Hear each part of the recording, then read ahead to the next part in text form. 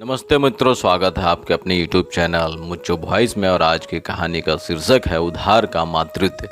तो दोस्तों, जैसा कि शीर्षक है, कहानी आपके दिल को छूने वाली है, इसलिए कहानी में अंत तक बने रहिएगा। चलिए कहानी शुरू करते हैं।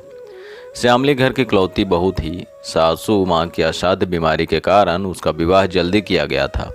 उसके पति अमन चारों बहनों के इकलौते भाई थे। बड़ी ननद बातों बातों में बताया करती थी कि बचपन में ही दो भाइयों को असमय खोने के बाद अमन को अत्यधिक सावधानी से पाला गया था। वे सबके बहुत ही लाडले थे। सबकी इच्छा थी कि सासू माँ की बीमारी के चलते जल्दी ही पोते की किलकारी इस घर में गूंजे। वह हंसकर कहती भी थी, अम्मा जी, पोते की भी तो किलकारी होती है। पर उसे सुनना पड़ता था, वंश पोते से चलता है, पोती से नहीं। उसके पति अमन लखनऊ से बाहर कार्यरत थे।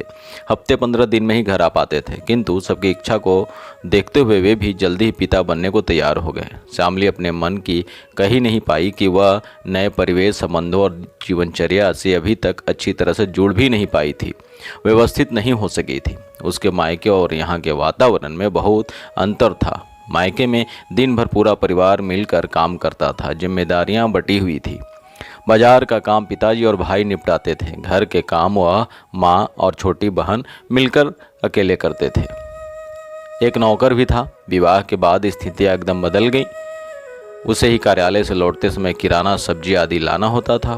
प्रथम श्रेणी अधिकारी पद से सेवानिवृत्त ससुर जी की उम्र बहुत थी। वे कुछ करना भी चाहते तो साथ रह रही प्रत्येकता बेटी, उसकी ननद, को बुरा लगता था। छोटा घर नौकर रखने की इजाज़त नहीं देता था। एक राज्य स्तरीय कार्यालय में महत्वपूर्ण विभाग की जिम्मेदारी उस पर थी। राजधानी में बने रहने के लिए थोड़ा ज़्यादा समय वहां देना होता था। नई योजनाओं का क्रियान्वयन भी चुनौती थी। वो समझ नहीं पा रही थी कि पूरे घर और एक महत्वपूर्ण कार्यालय की दिनचर्या के साथ वह ममत्व की इतनी बड़ी जिम्मेदारी कैसे वहन करेगी।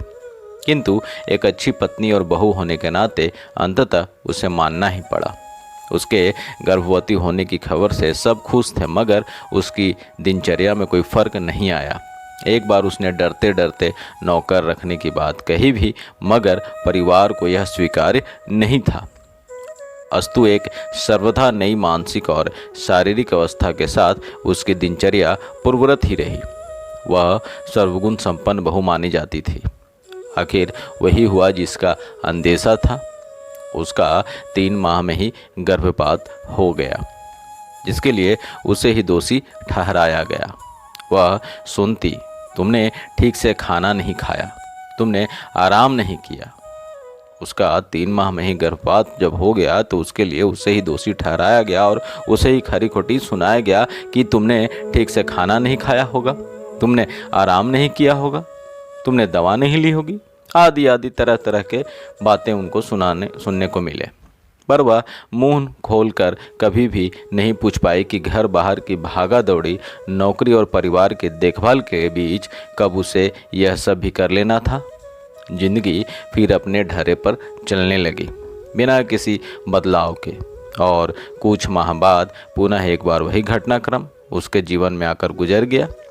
उसके मन के सिवाय कहीं कुछ नहीं बदला, किसी को कुछ भी फर्क नहीं पड़ा। और फिर तीसरी बार गर्भवती होने पर 7वें महीने में ही उसे जचकी के लिए मायके इसलिए भेज दिया गया कि उसकी छोटी ननद भी अपनी जचकी के लिए मायके आने वाली थी। समय आने पर उसने और ननद के भी 2-3 दिन के अंतर से बच्चे को जन्म दिया, मगर श्यामली के दुर्भाग्य ने उसका पीछा नहीं छोड़ा था। जन्म से ही कमज़ोर उसके नवजात ने 4 दिन में ही दम तोड़ दिया। उधर बहुत अधिक रक्तचाप होने की वजह से ननद की भी मृत्यु बच्चे को जन्म देते समय हो गई। उसका बच्चा रो रो कर अधमरा हो रहा था। श्यामली का मन कर रहा था कि काश इस बिन माँ के बच्चे को वो गोद लेकर अपने वक्षस्थल में उमड़ती अमृत धारा से तृप्त कर उसे जीवन दान दे पाती। पर सास की कठोर दृष्टि ने जता दिया था वह ऐसा नहीं कर सकती थी, क्योंकि वह अभागी निपुती थी। पति सब देखकर भी बड़ों के लिहाज में चुप थे। श्यामली की प्रिय सखी मंगला सामाजिक कार्यकर्ता थी। सारी स्थिति देख उसने श्यामली को समझाया कि दुनिया में कई बच्चे हैं जो माँ के दूध को तरस रहे हैं। उनके लिए सरकार ने दुग्ध बैंक स्थापित कर दिए हैं वो भी वहाँ जाकर दुग्ध दान कर सकती है। एक माँ को दिए गए ईश्वर के इस जीवनदायी अनुपम उपहार से ये कई जीवन बचा सकती है। पहले तो श्यामली असमंजस में रही, फिर कुछ बल बाद ही सखी मंगला के साथ चल पड़ी ममत दूध बैंक की ओर। इधर डॉक्टर ने उसकी सास को जब दुग्ध बैंक की जानकारी दी तो वे भी ननद के नवजात को लेकर वहां पहुंची, जहां उन्हें श्यामली दिखी।